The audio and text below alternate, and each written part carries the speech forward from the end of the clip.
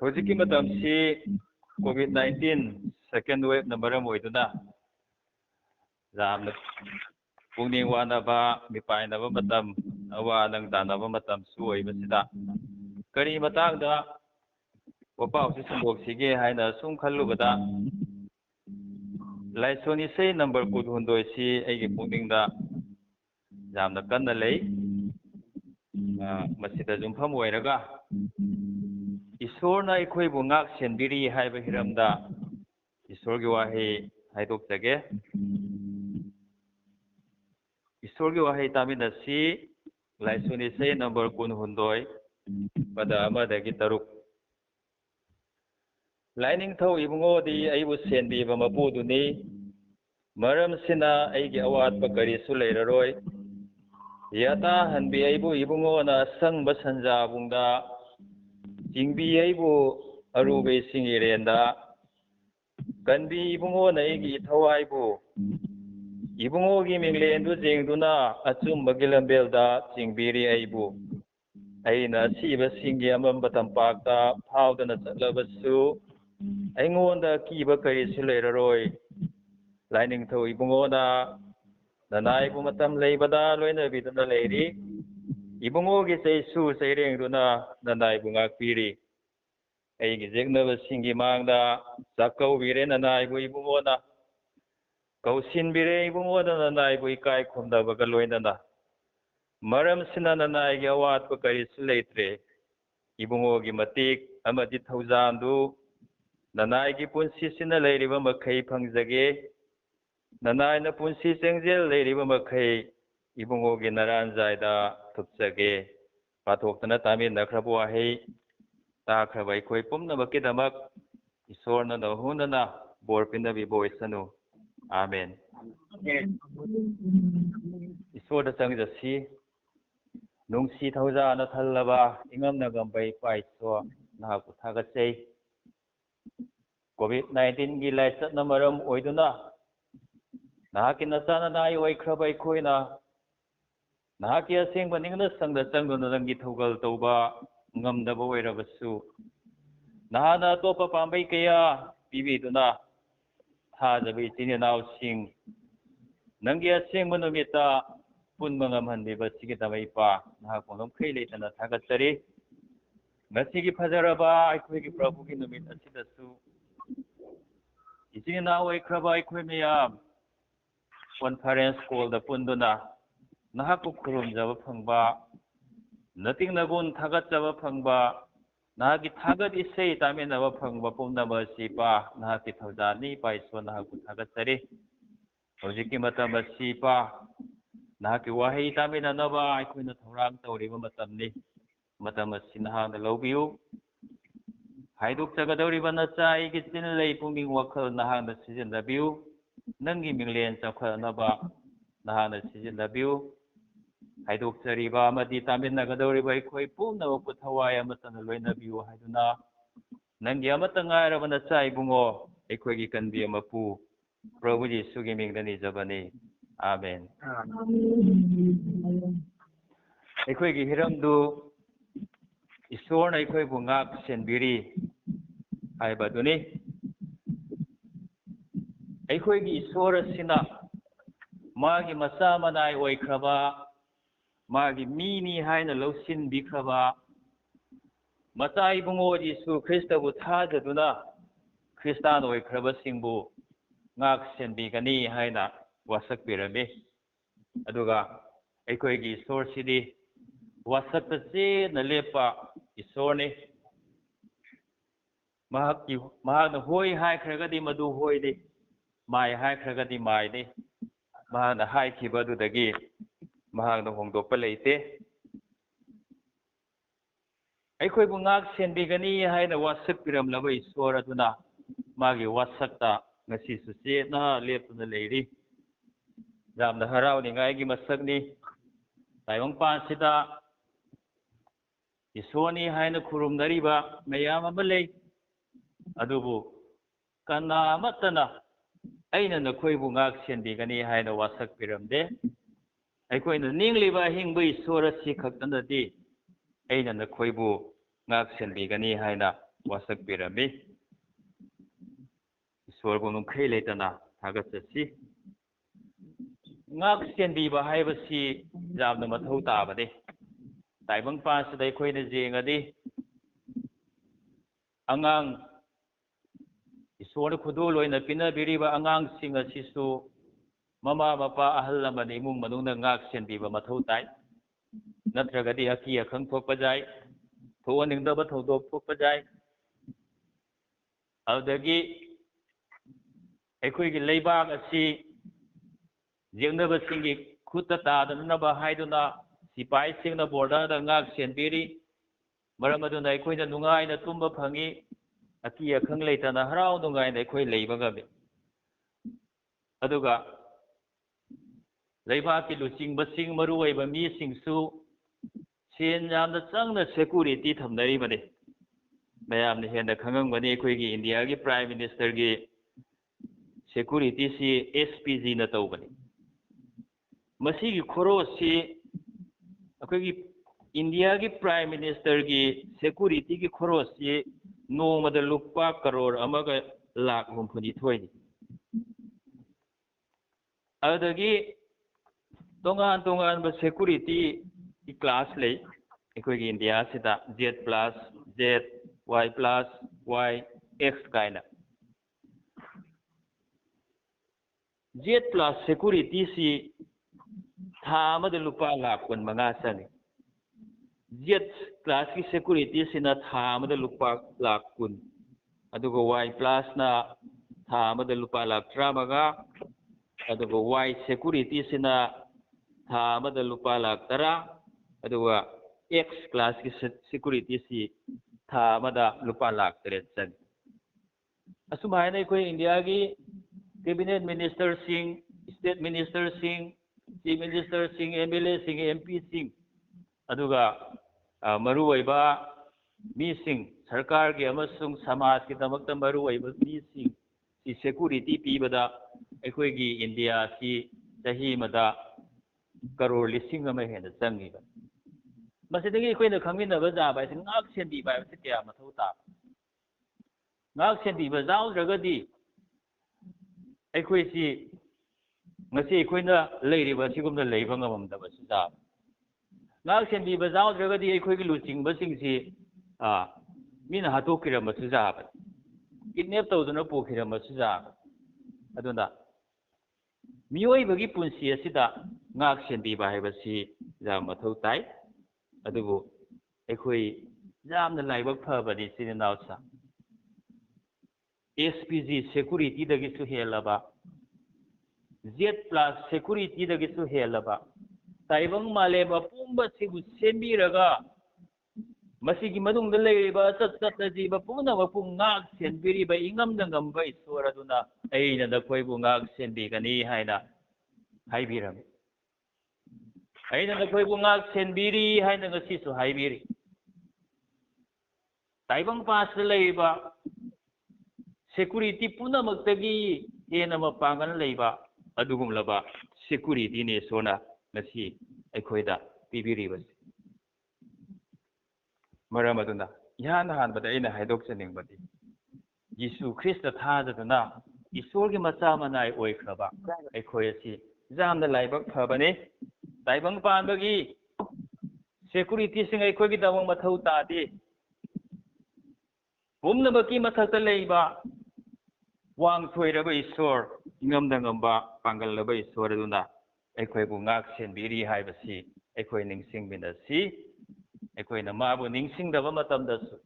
aikoina mabu kauthokpa matamdasu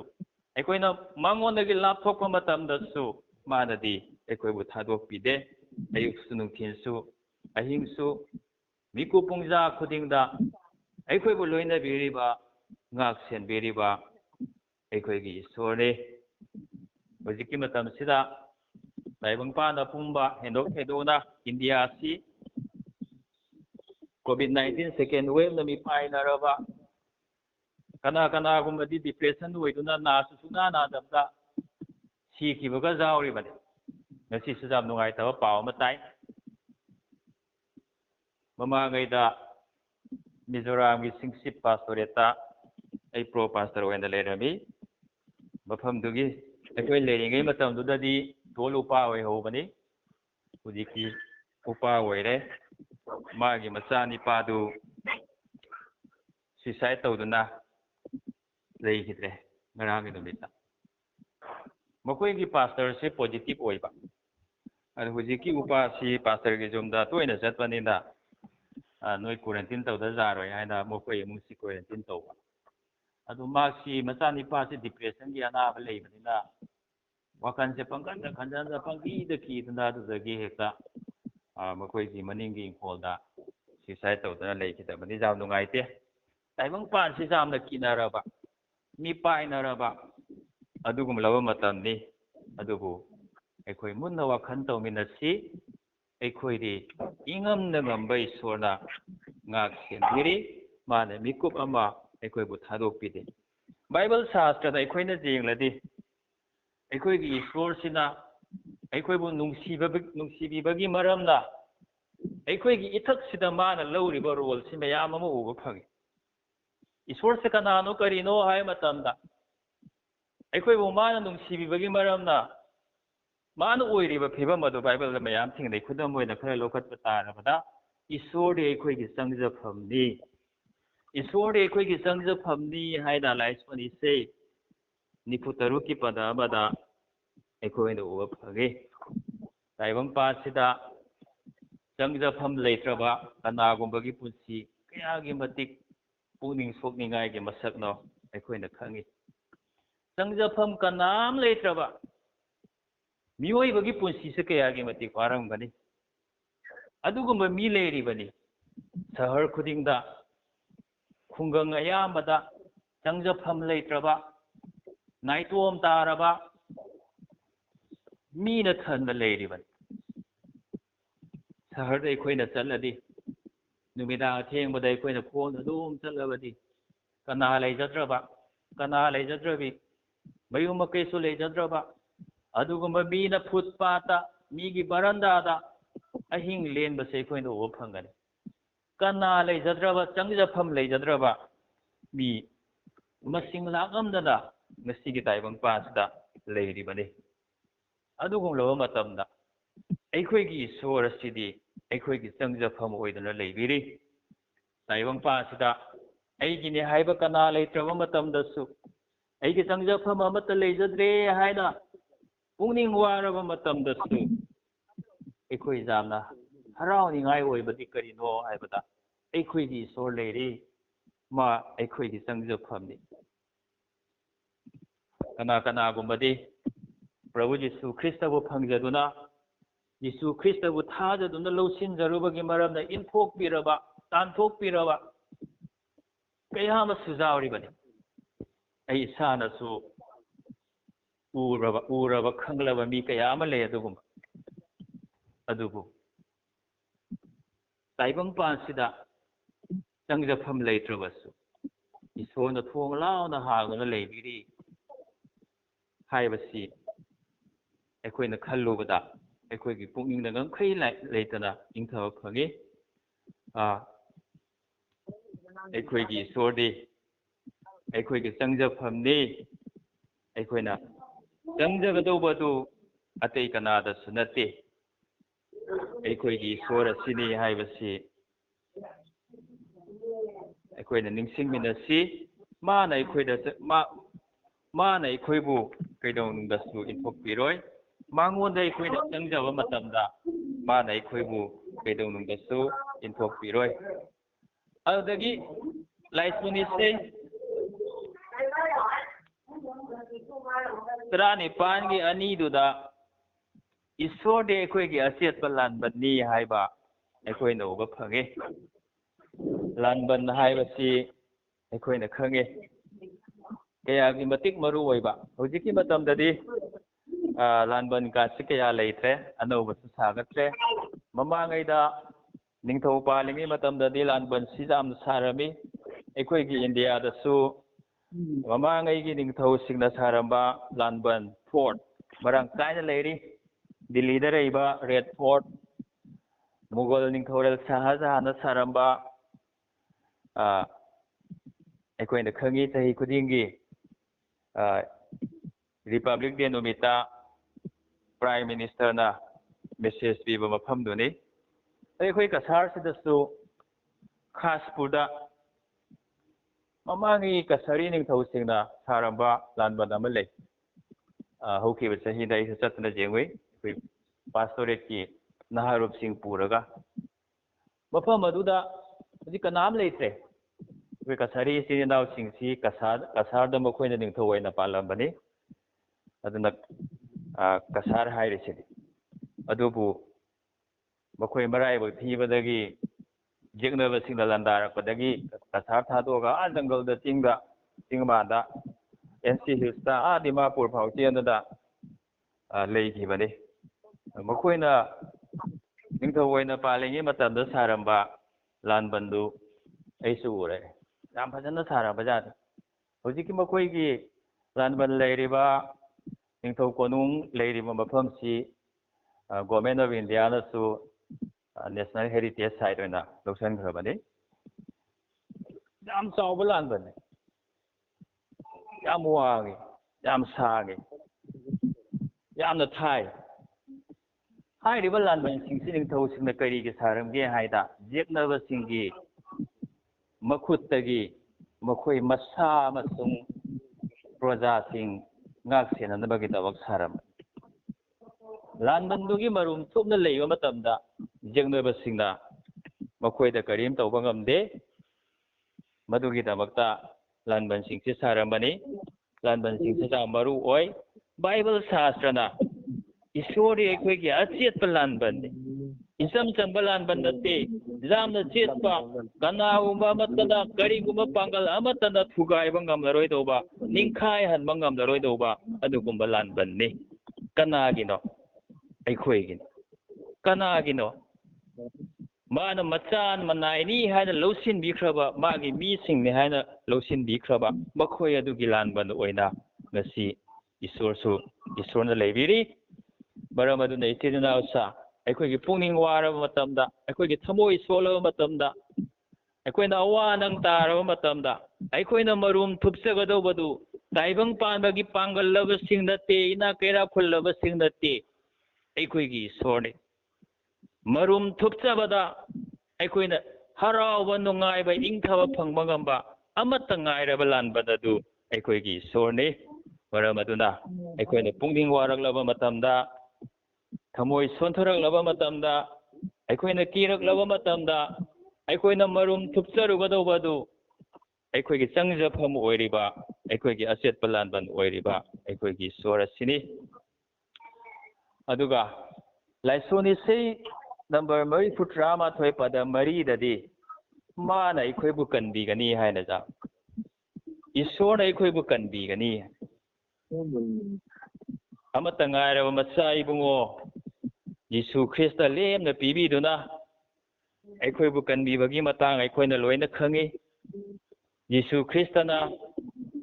थवाइना पोंथा ओइना पीरगा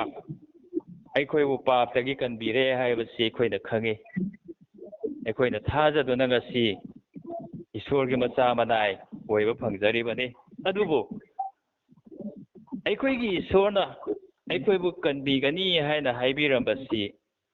अदु खक्ता नते अखोइगी थवाइ कनबिबा अदु खक्ता नते अखोइबु लोमा नाइदबा हिंबा पिनबिबा अदु खक्ता नते होय मदुना ख्वाइदगी मरु ओइबदे अदुबु अखोइगी नोंमा नोंमागी पुंसि असिदा थेंगनरिबा ताइबंगी इथक इरे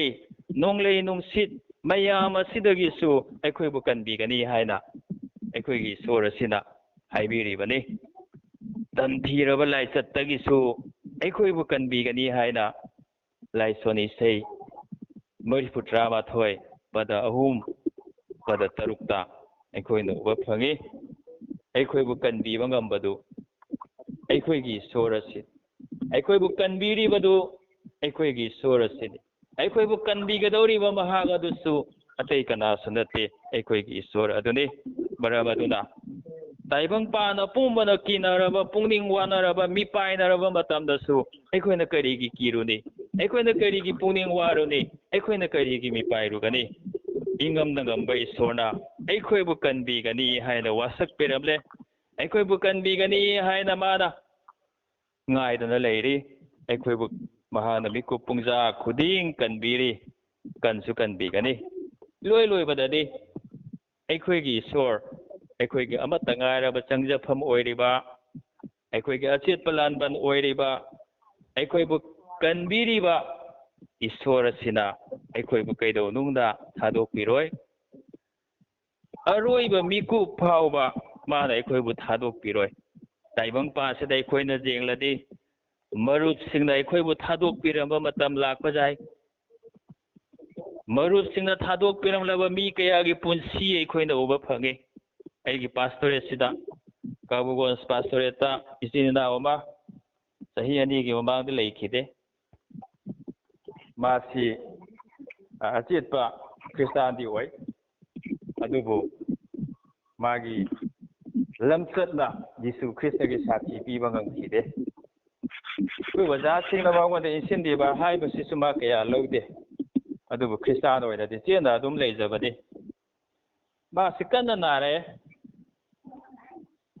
ꯐꯝꯗ ꯇꯥꯗꯨꯅ ꯂꯩꯔꯦ ꯃꯇꯝ ꯑꯗꯨꯗ ꯃꯥꯒ ꯇꯤꯟꯅꯔꯤꯕ ꯇꯥꯏꯕꯪꯄꯥꯟꯗꯒꯤ ꯑꯣꯏꯕ ꯃꯤꯁꯤꯡ ꯑꯗꯨ ꯃꯥꯒꯤ ꯅꯥꯛꯇ ꯂꯥꯛꯏ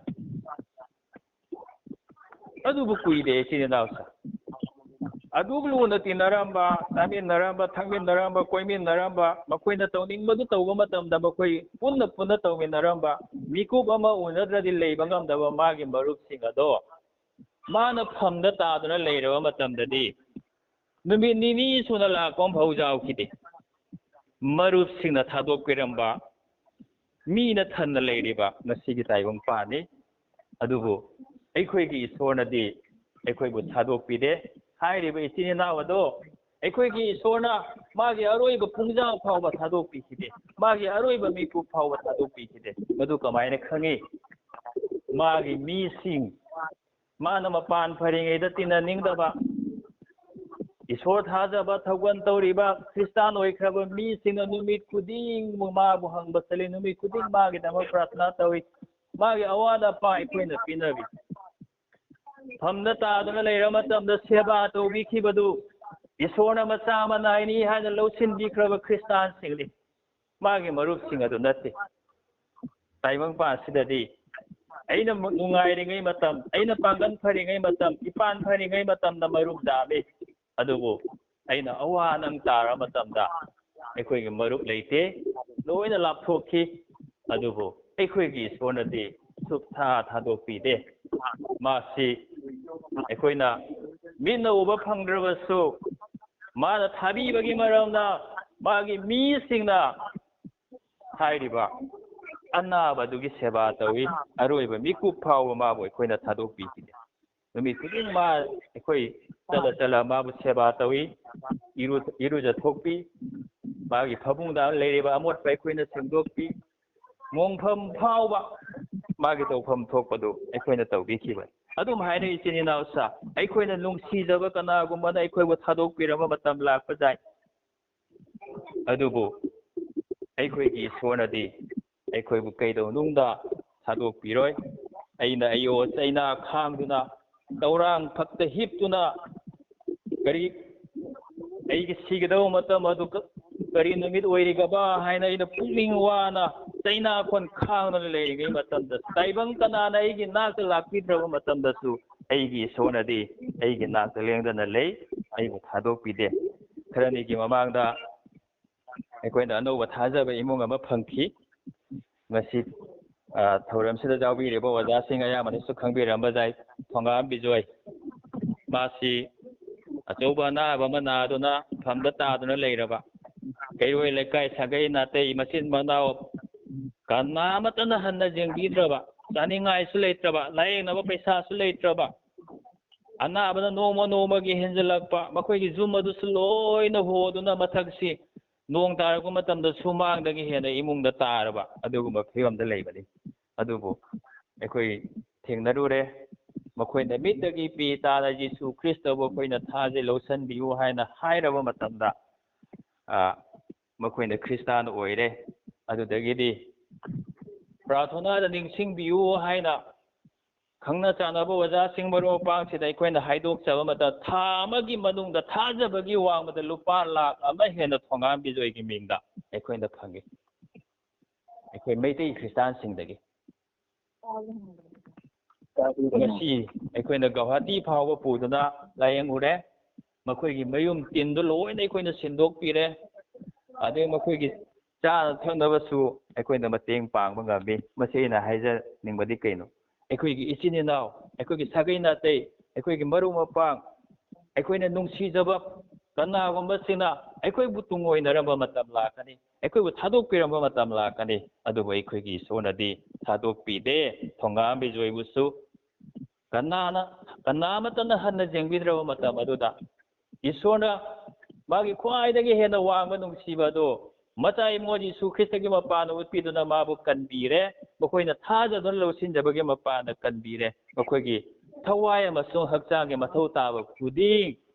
마부 타자와 미싱기 마반데기 마부 타자와 미싱기 쿠탕다 마나 비나비레 아이는 쿠당 비팜 데이도는 레이링이 마탐다수 아이기 밀루피랑 우비 바카나 레이트라고 마탐다 아이코이기 소나 아이기 밀루피랑 우비 아이기네 하이바카나 레이자드라고 마탐다수 마나 아이부디 타독비데 아이는 분시 비캄나라고 마탐다수 마나 아이부 타독비로이 프라부지 순나까리 하이람니 너코에게 뿡닝 올랑온사 오바 떠우다사노 이소르부 타조 아이부스 타조 아이는 너코에게다 머팜 토랑 떠우바 ጸ리바니 아두가 아이나 아무하나 라가 너코에게 머팜 아두다 부비가니 아이코에게 간비여 부시나 너코에게 아이나 간비레 sargada nasana tataro aina haidi tidinausa nakhoibu aina pubigani haiba aroiba puja phawba aikhoibu thadokpidaba aikhoigi sorni aroiba miku phawba aikhoibu thadokpidaba aikhoigi kanbiya mapuni maramaduna taibang pa dai khoina leiringai matam asidasu nonglei nungsit इथक Irai कया अखोइना मायोना मतमदसु अखोइबु थादोकपिदबा अखोइना हराउनिङै मतमदसु माना अखोइगा लोइना लेबिबा अखोइना kappa मतमदसु अखोइगा लोइना बिबा अदुगुम्बा ईश्वर अदुना सर्ग फावबा अखोइबु पुबिगनि अरोइबा पुंजा फावबा माना अखोइबु थादोकपिरोय मरमदुना ताइबंग पाना पुंबा मिपायनरबा मतम असिदसु अखोइदि मिपायरोइसि ताइबंग पाना पुंबना किनरबा मतम असिदसु अखोइदि किररोइसि मरमदि इंगमदा ngamba इशोरना अखोइबु थादोकपिदे अखोइगि नाक्ता लेबिरि अयना नखोइबु ngak senbigani हाइना हाइबिरंबा इशोर अदो ngasi अखोइगि नाक्ता लेदुना माना अखोइबु ngak senbiri इशोरना अखोइ मयामगिदमक बोर पिनबि बोइसनु आमेन